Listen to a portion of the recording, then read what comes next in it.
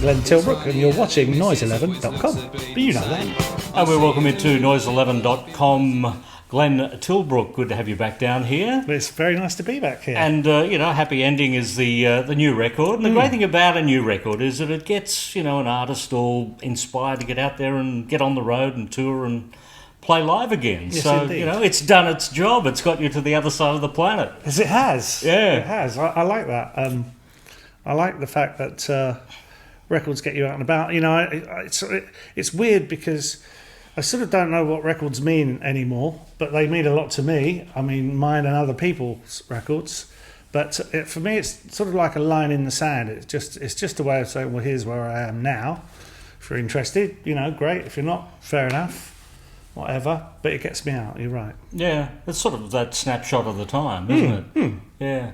And do you use them like a diary where you can go back and have a look at the lyrics that you were singing about in years gone by and get a sort of an idea of where your head was at that time? Yeah, absolutely. They're very evocative. I was talking earlier on about how some of my songs have been quite vindictive, and it brings that spirit back to me. And I'm glad I'm not in that place anymore, incidentally. But it's helpful to help you get rid of stuff, rather than pay for therapy.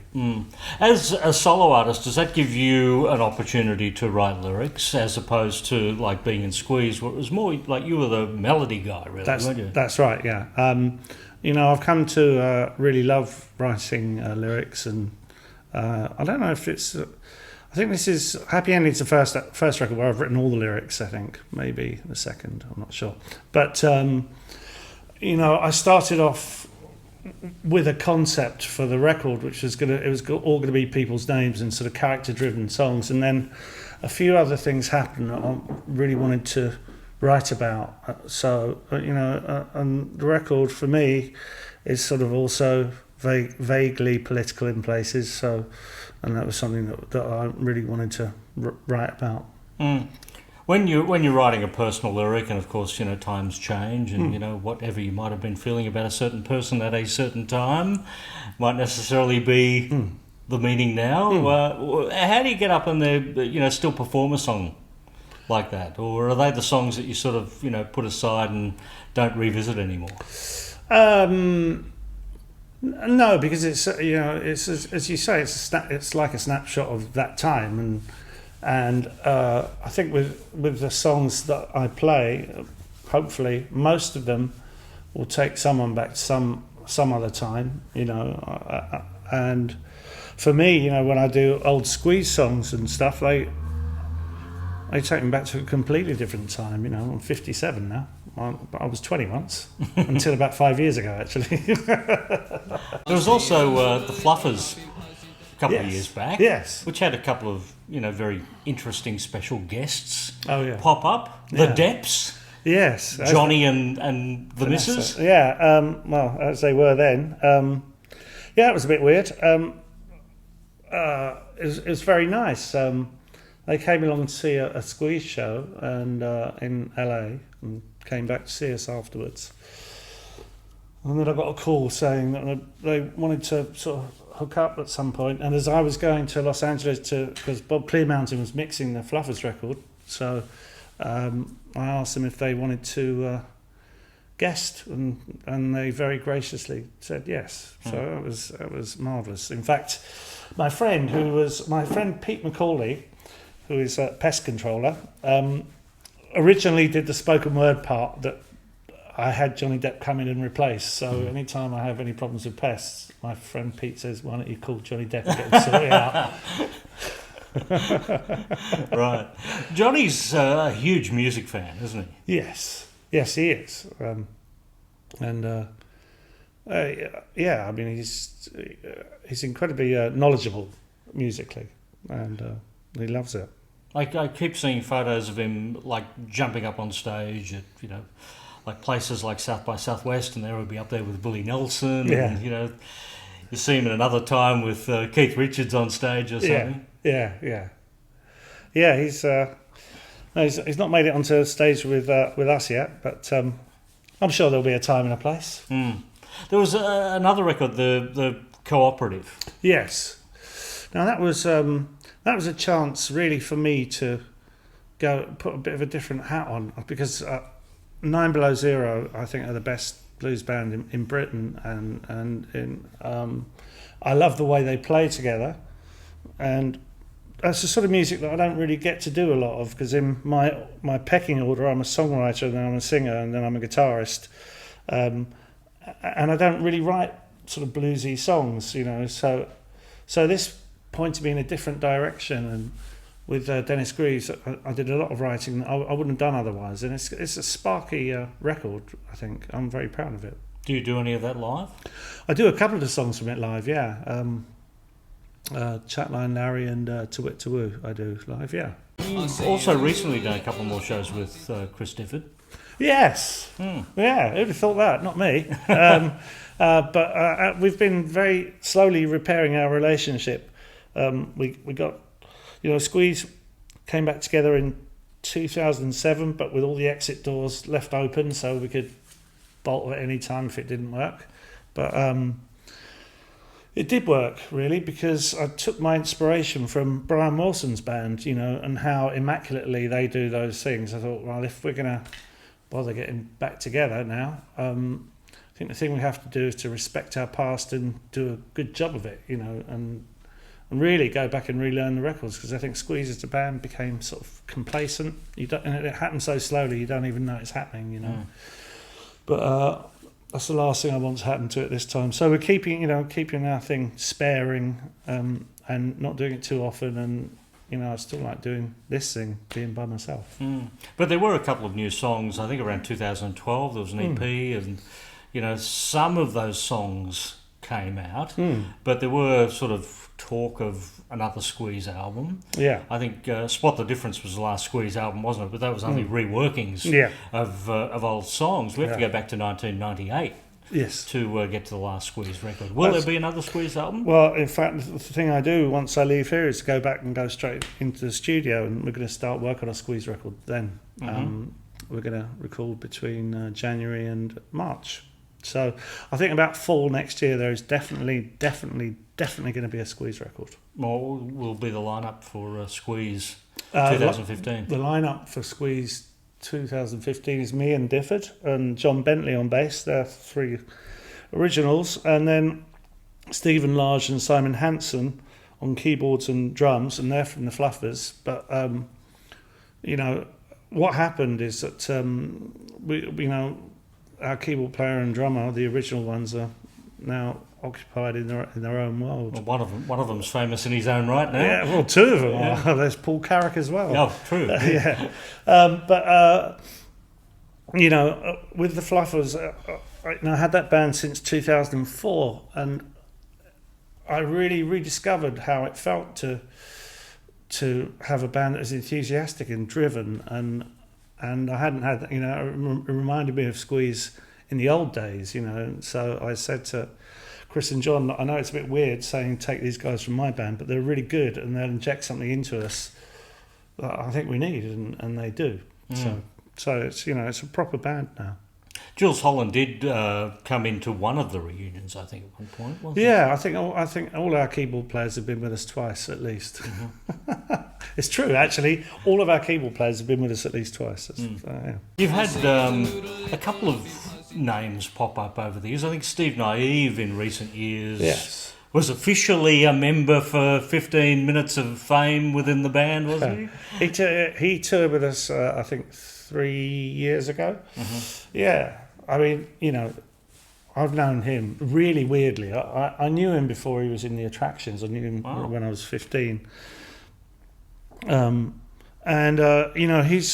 He is such a genius. When you get him in the studio, when you rehearse, he will never play the same thing twice. Like it's like an outpouring of ability and interpretation, and to be, to have that in your midst is really great. You've also had Pete Thomas. Pete Thomas was there for a moment as well. Well, he was there for a bit longer though, wasn't he? He kind of get 12. He clocked up 12 months. Didn't he was in there for a couple of years, I think. Yeah.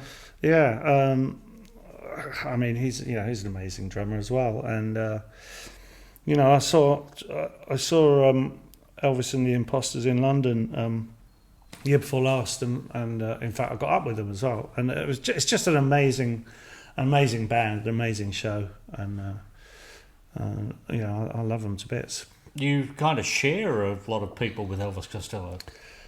That sounded weird. I'm talking about the band. Of course. If you want to out him on a few other things, go for it. But let's talk my about the band. My love rival Elvis.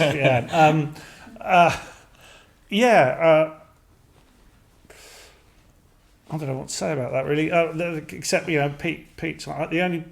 In fact, I've even played with the bass player. I can't remember his name. That's terrible. But anyway, he's brilliant. He played with Steve. I did a little bit of touring with Steve Naive, and I worked on his album. You know, he's just a genius. I love what he does. Was Elvis? He was involved in. Well, I think it was East Side Story, wasn't it? Yes. He co-produced that with Roger Bakarian. He was great to work with. Really inspiring. There was a number of producers involved there. Was it like? Dave Edmunds was involved in that as well? Yeah, Dave Edmunds did a couple of tracks for us when we used one of them, it was, you know, exciting time, and we were young and full of energy, and stuff was flowing. It was, you know, it was a really good time for us. Nick Lowe as well. Nick Lowe was there. We did some stuff with Nick Lowe, but none of it made it to the actual record because it was a bit crazy. But you know, the stuff we did with Elvis was great. And was there another person? We were talking about there was talk at one time of having a double album and having Elvis, Nick Lowe, Dave Edmunds, and Paul McCartney each produce a side. But I think that was a bit of a pipe dream. I think, it didn't come that close. Have you ever worked with McCartney? No, but I've eaten Linda's products now and then. Yes, and we are talking about food. Yes, we are. Yes, we are. Yes, you've got to state the obvious. Thank you for that. Yeah. Well, there are a lot of comparisons between, the Tilbrook and Difford relationship and the Lennon-McCartney relationship, over the time. I'm sure you've read a lot of, stories and reviews where people do make those comparisons, which, must be quite an honour to read about yourself in that light. It's a story it's a comparison that has its own legs, and except at times like now, I never think about it. I did think about it when it first came up, and to be honest, I think the writing we did immediately after those comparisons was the worst we did in our entire career, because we got a bit sort of, up ourselves about it, but we drifted back down to earth gently, gradually, and now, it's a nice comparison, and that's all it is. Let's go back to that very first record, because I'm fascinated by John Cale being in the studio. What was he like as a producer to work with? I mean, that was your very first record, wasn't it? It was. We'd done a little bit of recording. We did an EP with him before, and he was great. And then when we did the album, it was a weird experience, because it was like we were making a record for John Cale, and he's a genius. I've got no end of admiration for him. But what it wasn't really was a Squeeze record. It was we were trying to please him. So he threw out all the songs that we had and said, just write about different stuff. And I don't think he particularly liked what we did. So we wrote some different stuff which he was more enthusiastic about. But when I look back on it, the album that had Call for Cats, the Call for Cats album was our second album, and that felt more like our first album should have been to me. Well, that was the first big record in Australia, for instance. Yeah, and indeed our only. That was, it's a sparky record. I'm proud of it. I like that record. That song was such a massive hit. It is one of those songs that you do still hear today, right, on the radio. Right. So what's your relationship with that song now? Can you listen to it like a fan can listen to that song and appreciate it the same way? My relationship with it is, I don't really play my own records, because, I'm sort of looking forward rather than back. more interested to be influenced by what other people are doing. But if I do happen to hear it, I'm very proud of it, yeah. Because then the next record was Argy Bargy, and to put everything into perspective, as opposed to now where bands go years in between records, you were knocking out a record every year. So, it must have felt like you're releasing a record on the road, back in the studio, releasing another record, back on the road. It was a never-ending cycle. I think the first 4 or 5 years of Squeeze were 5 albums. That's right, yeah. And by the end of the 5 years, I think that was one of the reasons we split up, was because, like every other person that gets put into that sort of machine, it's a process, and you go through it and you're happy to go through it. I don't want to sound like I'm moaning about it, but the very last consideration is any time for yourself. So at the end of 5 years of that, it's the only time towards the end of Squeeze at that point where I actually ended up hating what I did, It's just silly. It shouldn't be like that. I love it now. And I loved it the rest of the time. You've got an association with Australia, a couple of sons that live here? Yeah. and they're in a band getting airplay on Triple J and stuff. So really? What's their band? Their band's Millions. And so they're doing a series of dates at the moment. In fact, the only one I can catch next week in Sydney is an under-18 show, so you're going to spot the old man there. It'll be very easy. Would you get up and do anything with them? Would they allow you? When they came over to the UK, they tricked me into getting up on stage, and it was the last thing that I was expecting. So it was really, they were very gleeful to get their own back on me, because I've embarrassed them enough in their lifetimes. So they had a really good go at doing it to me, and it worked. What sort of sound do they have? Oh, really? I mean, professionally, they've got a great sound. They're indie pop, and. They've got a great sensibility for it. Really good. Were they Squeeze fans? I think they've heard what we do enough. I'm sure. I don't know. You'd have to ask them. Well, how much influence did you have on their sound? Indie pop sort of says we have been listening to Dad. Yeah. I think there's a good deal of stuff that goes into them that has nothing to do with Squeeze, and is sort of more contemporary sounding, I think. And that's as it should be. Well, we look forward to hearing them, and we look forward to hearing what you've got for us in 2015. Meantime, it's the Happy Ending record, so it never ends. It doesn't, and it won't. There is no ending to the Happy Ending. It goes on forever. Indeed. Glenn Tilbrook, thank you for joining us here at noise11.com.